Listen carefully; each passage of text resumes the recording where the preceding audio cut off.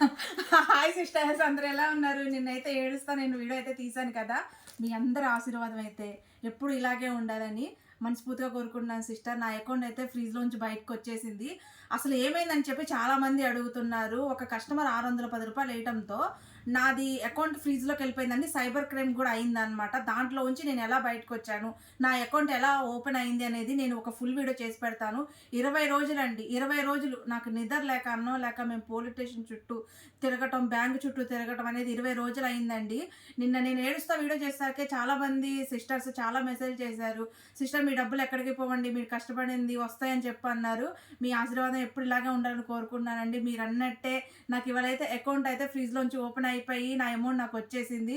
అందరికీ చాలా థ్యాంక్స్ అండి. చాలా మంది అయితే నన్ను అసలు రమ్యక్క చాలా బాధపడ్డారనమాట. రమ్యక్క నీ డబ్బులు ఖచ్చితంగా వస్తాయి, ఖచ్చితంగా వస్తాయి. మీరు అన్నట్టుగానే మీ రమ్యక్క అయితే ప్రాబ్లం నుంచి బయటకు వచ్చింది. అసలు నేను ఏ తప్పు చేయకోకుండానే నేను సైబర్ క్రైమ్లోకి ఎలా వెళ్ళాను ఏంటనేది ఒక ఫుల్ వీడియో చేసి పెడతాను.